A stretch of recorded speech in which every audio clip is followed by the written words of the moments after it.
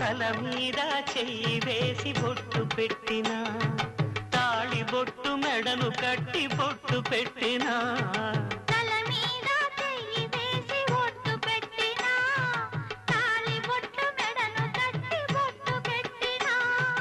సన్ని కళ్ళు తొక్కినా సప్తపదులు మెట్టినా సన్ని కళ్ళు తొక్కినా సప్తపదులు మెట్టినా మనసు మనసు కలపడమే